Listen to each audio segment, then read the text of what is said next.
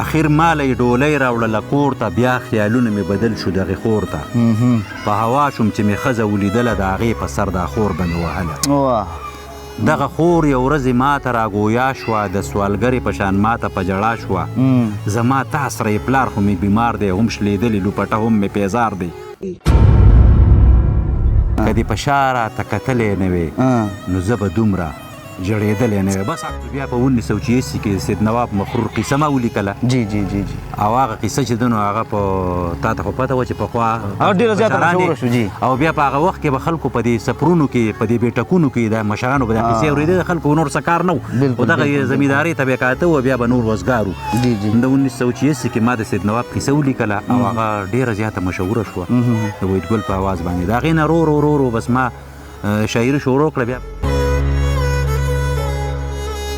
که زما د شخصیت حدونه ګورې زما پن زما د فکر ترجمان دی سلامونه نیکې هیلې او ډېر زیات احترامات مې ومنئ ملګرو راغلي یو پورس خاکوټ ته د چا خوا راغلي یو چې د پورس خاکوټ ذکر کیږي نو یادیږي زمونږ ګران عجز صاحب نرۍ واوره ورېږي داسې بلا کلامونه نور هم دي د هغوی نه د هغوی سایډ ته ورځو او د هغوی سره یو څو خبرې کوو د ژوند په هکله عجز صاحب ډېره زیاته مننه ستاسو د وخت راکولو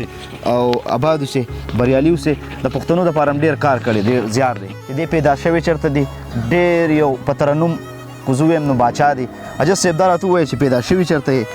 خو دا هم په دې سکرین باندې ما داسې نه دي کتلي چې تاسو نو چا داسې یو تپوس کړی دی نو دغه زموږ د کتونکو سره دا شیر کړي بلال جانه اول خو ستاسو ډېره زیاته مننه کوم ډېره مننه ښاد او خوشحاله اوسئ چې تاسو په دې لنډ تنګ وخت کې زما ځای ته راغلی زما د سر ګلونه یې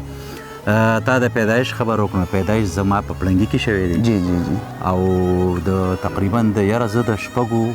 7 کالو وم چې مونږ سرکۍ ته راغلي یو نو په سرکۍ کلي کې زما وروڼه ټول چې دي نو په سرکۍ کلي کې آباد دي جی جی او اوس خو تا ته پته ده چې تقریبا 20 سال زما وشو چې زه په سخاکوټ کلي کې یم جی دا هم راته ووایه عجز صاحب چې شعر څنګه راته پته ولګېده چې زه شاعر شوم یا شعر خو داسې کار و چې مونږ واړه نو ما به په دې سکول کې په سبق کې چې کله به مونږ سبق وي جی جی جی نو مونږ به چې ناسو نو ما به ډمامې مو سره په دې لاس والي جی جی جی او ما به دا سندره مندره داسې ذهن له راتللې نورو خلکو دا سندرې به وي که نه بیا رو زما ذهن له یو هغه شعر زما نه اوس نور یېر دی غزل اولې که دې په شا راته کتلی نه وې نو زه به دومره جړېدلی نه وې بس حقه راته یاد دی د هغې نه وروستو بیا په 1986 کې ما به غزل لیکو او په دې شعرګړ کې پښتو ادبي ټولنه شعرګړ چې و نو په هغې کې زه د ټولو نه کم عمره شاعر پکې زه وم جی جی جی هغې کې هم بیا شاعرانو ته ملګرو ته غلام محمود شهاب صاحب و سراج الحق سراج صاحب و هغوی ته به هم دا کلامونه ښوول هغوی به پکې مونږ سره جی جی جی اصلاح به پکې هغوی کول ورو بس ما شاعري شروع کړه بیا به اکثر په دې جلسونو کې محمود خان چکزی چې به کله راغی جی جی نو بنیادي زه نظریه زما د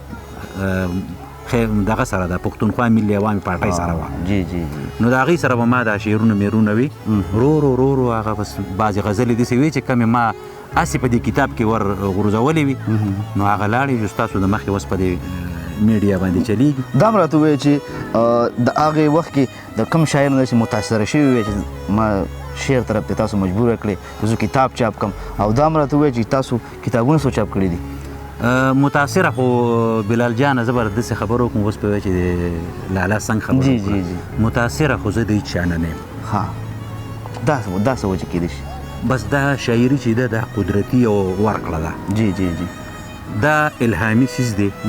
دا د زده کړې شی نه دی دا قدرتي څیز دی زه متاثره لکه د چا نه یم خو کم شاعر چې ښه شعر لیکي که هغه وړوکی دی او که هغه غټ شاعر دی زما د زړه سر دی زما اړه ته نږدې دی بس ډېر ښکلي د عجز صاحب نه دغه دا دوه درې خبرې تاسو زما ډېرې خوښې شوې ولې چې تاسو کشر چې کوم شاعران را روان دي که نه دغه تاسو سپورټ کوئ بلکل نو په دې تاسو اوس داد در کوم جی مونږ که بلال جانه جی جی مونږ که دا سوچ وکړو که نه چې یاره زه ځیم او ته ته نو هغه شی زما نه هېر دی هغه شعر خو نه به تش یو نه به زه شم د کشرانو نن که تاسو یې نه دا ټول کشران زما خواله راځي بالکل جی بالکل زما بچي دي مونږ به دوی ځان ته رانږدې کوو بالکل جی چې کله مونږ د خپلو بچو په شان دوی ځان ته رانږدې کوو نو د دوی پلار به مونږ له مینه راکوي دوی به مونږ له عزت راکوي نو پکار ده چې مونږ د ټولو قدر وکړو د مشرانو او د کشرانو دا ډېر ښکلی پیغام دی تاسو غونډو څومره چې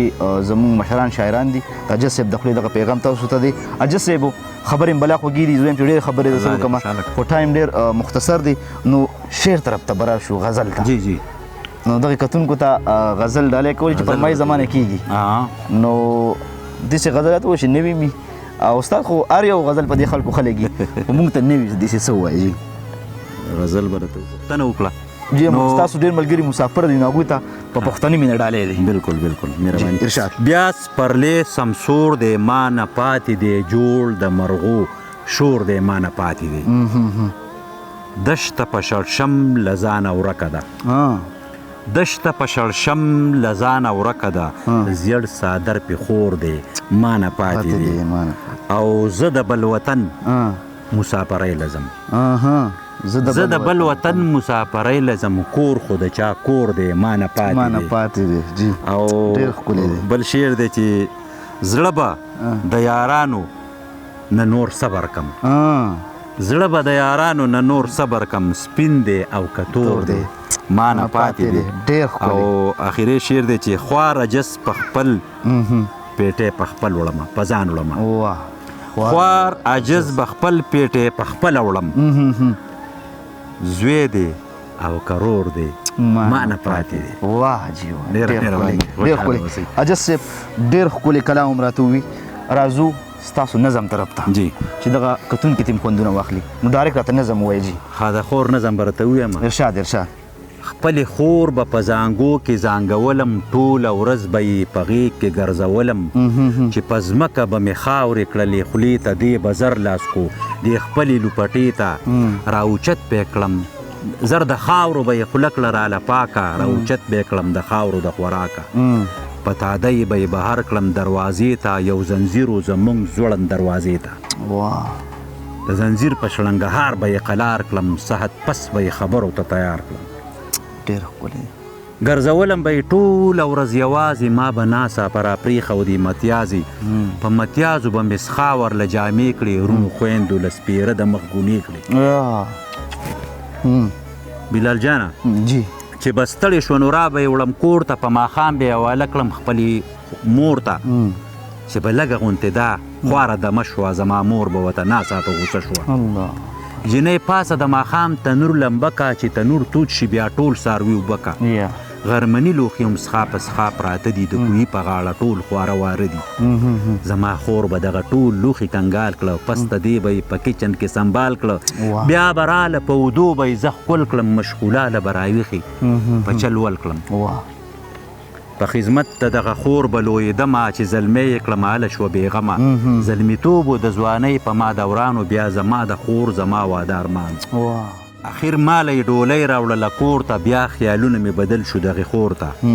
په هوا شوم چې مې ښځه ولیدله د هغې په سر دا خور به مې وهله دغه خور یو ورځې ما ته راګویا شوه د سوالګرې په شان ما ته په ژړا شوه زما تا سره یې پلار خو مې بیمار دی هم شلېدلې لوپټه هم مې پیزار دی چې ورندار له مې جامې راوړې ایروره ماله هم چرته ارزانه جوړه ګوره زما ښځه ورته سره شوه د غوسې نه ورته وایي په قلاره باندې کښېنه یې په کور کې راته ناسته تر قیامته رور په تا به وي تر کمې ملامته غریب نولې شوه دا خور مې په ژړا شوه زما ښځې ته په دا رنګه ګویا شوه دا وړوکی و چې ما قلارولو ټوله ورځ به مې په ټوټه ګرځولو اوس چې ته رالې نو زه لاړم پردی شوم په خدمت کې د دې رور لاړم بوډۍ شوم په اسلام کې رور د خور وي حصهداره وي پوره د پلار په ګټه کې حقداره خدایه څنګه پښتونولي څنګه اسلام دی دا د خور سره د رور څنګه نظام دی چې واده وکړي او سپکه ورته خور شي ای عجزه په بلا دې داسې رور شي ای عجزه په بلا دې داسې رور شي ډېره مننه عجز صاحب دا یو ښه میسیج و د هغې وروڼو لپاره نن سبا په دې معاشره کې دغه ډېر عام دي نو ډېره زیاته مننه ستاسو د وخت راکولو آباد اوسئ انشاءالله دا و د ننني ورځې خپرونه ټایم هم مختصر دی میلمانه هم دي نو د بل پروګرام په درانه خدمت کې بیا ستاسو سره حاضرېږم ښه وخت هم غواړم د لوی الله په امان.